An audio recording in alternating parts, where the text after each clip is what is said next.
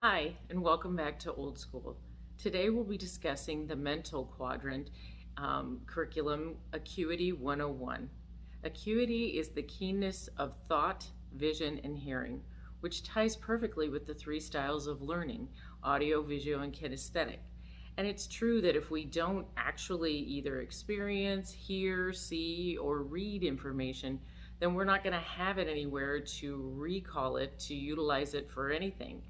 And so keeping these faculties sharp is something that really is important out of the gate. Even when we're young, the things that can affect those types of things.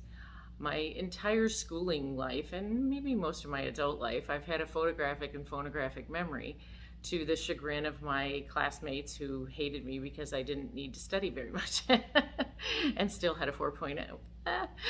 um, but I may be running a little bit out of film recently, but I don't have a diagnosed memory condition.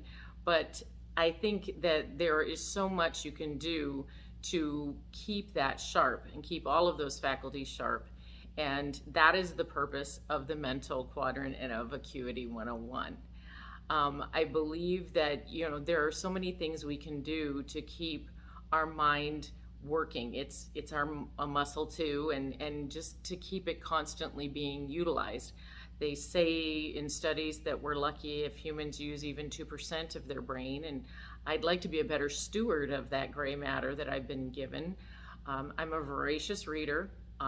People who know me, I'm a geeky researcher. Even about a face cream or something, anything I put in or on my body, some of the things that I get involved with or any causes, I just am going to drill down. I'm going to find out the backstory, the information for myself.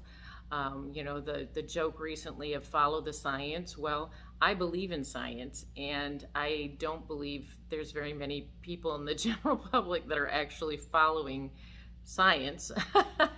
But you can find the information for yourself, and that's the bigger thing, is some critical thinking for ourselves, not just swallowing whole what other people hand us or what's in the news or on any platform. That we truly seek out the information for ourselves, and there are viable sources.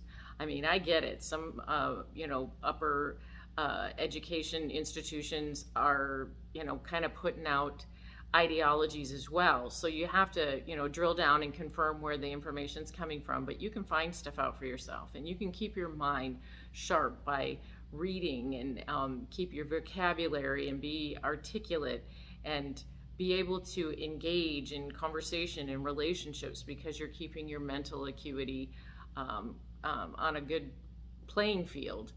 I think that we also look at such a toxic overload in our current time in history, and both of the chemical things that we may ingest, drugs, alcohol, the chemicals that are just environmental. There's lawsuits for Roundup for what it does to you, causing Alzheimer's or different things. I mean, again, drill down and find out the truth of the matter. But the fact of the matter is that ingesting toxins causes an overload on our detoxification organs and will generate a chemical and hormonal imbalance, which is going to affect your thinking. It's going to affect your emotional reactions, it's going to affect your thinking, and it's going to affect your physical health, which all three are a domino for one another. The literal toxins, but then also the current climate of anxiety and stress, those impact the same hormones and the same chemicals in our body and cause a brain fog and can cause so many conditions. We can, if you're pre-diabetic, that can be caused by multiple things, not just weight and not just ingestion of sugar, but some of the other societal and oxidative stresses that change the makeup of our system. So I think all of these things are important to monitor, to look into, to see, if you are not feeling well, if you don't have a certain level of energy, or if you feel like there's an actual brain fog, well, then look into it. You go to the doctor, and what the doctor's going to do is ask you questions that you then answer, and then he ascertains the the diagnosis. Well, you can do a little bit of that yourself. I don't suggest going on WebMD and like self-diagnosing and getting yourself whacked out, but I think you can certainly look into how our bodies are supposed to function and why you might have this situation going on or not. You know, don't get whacked out about it, but let yourself have a good foundation of knowledge. You know how you eat, you know how you sleep, you know what toxins you ingest, you know what you truthfully are drinking or smoking or whatever.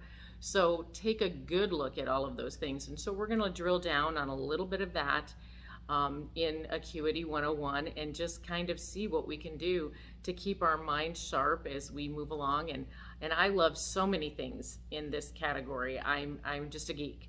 So this will be a fun category for me, although I just, you know, go nuts and drill down into all of them. So I really appreciate you coming back and being here today. And if you're liking what you see and hear and gonna get in the middle of, please remember to like and subscribe. And you don't have to hit the bell if you don't like notifications, but if you don't mind them, if you could hit that too. All of this platform will get looked at when I go to attempt the publishing of my book. They want to know that we've built a platform across the gamut, and so all of it would be really helpful to me, and I'd really be grateful and appreciative. And if you want to leave any comments or ask questions, I certainly would enjoy engaging as well. So thank you for coming back, and I'll see you for the next curriculum for, I believe it'll be the emotional quadrant. So class dismissed.